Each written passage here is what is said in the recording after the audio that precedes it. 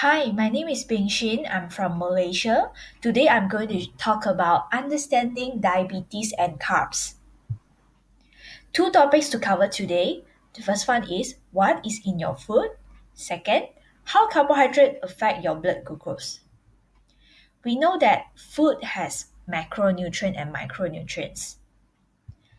Macronutrients are the big nutrients that gives us energy: carbohydrate, protein, and fat.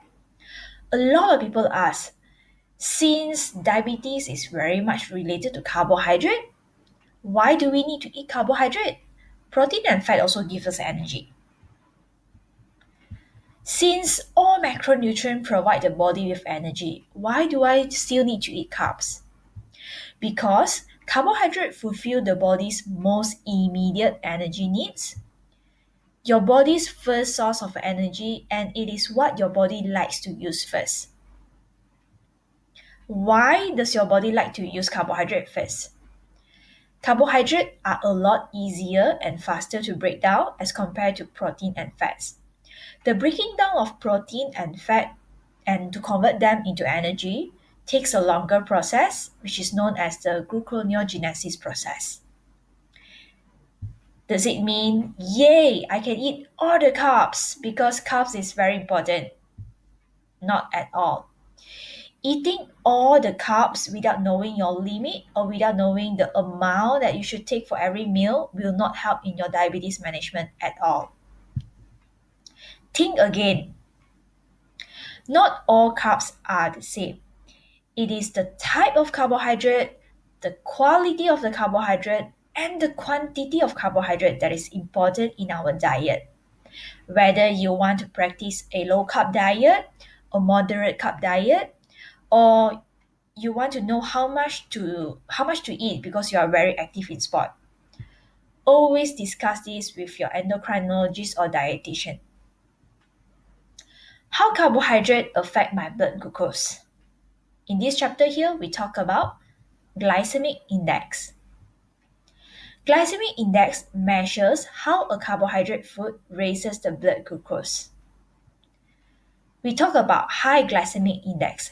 High GI food can release the glucose faster into our blood. Food that is high in GI can be digested faster. So high GI food will cause a high rise in the blood sugar level in a short period of time. Whereas for the low GI food it is digested slowly. It sort of like releases sugar evenly throughout a long period of time. Factors that can influence the GI in an individual food. If you have the same fruit but different ripeness, it can actually result in different GI.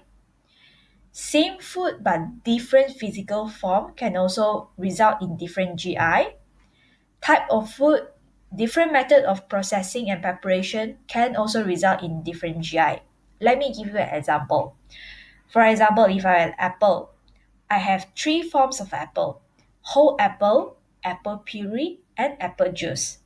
These three forms of apple results in significantly different glucose and insulin excretion. Why? Apple juice, being the drink, do not have any fiber already. So the way you process the apple juice, the physical form of the apple juice actually results in a higher GI as compared to whole apple, which still contain the fiber in it. Another example will be our rice. Different types of particular food can have different GI. Different type of rice can have different GI. For example, white rice and basmati rice. We know that basmati rice is higher in fiber and hence it will have a lower GI as compared to the white rice. Here I have two pictures, two menu. The first one is the whole grain bread, plain whole grain bread. We know that whole grain must have a lower GI as compared to the white bread. But the second picture here, it is not just a white bread, it is a white bread sandwich.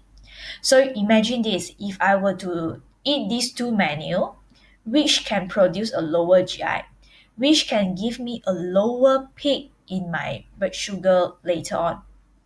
The answer is the white bread sandwich. Even though white bread has a higher GI, but when you're eating a high GI food, you can combine it with other low GI ingredient in order to balance out the effect of blood sugar level. Factors that influence GI in a meal: adding a protein, adding healthy fat, adding vegetable fiber can help in lowering the GI. Sugar, for example, I'm eating whole grain bread today, but I'm going to spread the bread with honey. So adding honey on whole grain bread actually indirectly increases the GI. The last one will be acidity. Sprinkling some lemon juice can actually lower the GI of that meal. So we have covered up two topics today. What is in your food? Macronutrient and micronutrient. We talk about macronutrient because macronutrient, carbohydrate, protein, fat, gives us the energy. It's important to know how much carbohydrate to eat, what is the type, what is the quality, and what is the quantity to eat. Second topic that we cover today is how carbohydrate affects my blood glucose. We talk about the GI, glycemic index, how fast the food can be digested, how fast the sugar level is released into our bloodstream.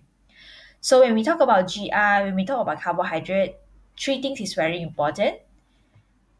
Taking a variety of food groups, you must have a carbohydrate, protein, and fat. Taking everything in moderation and taking everything balancedly. That's all from me today. Thank you.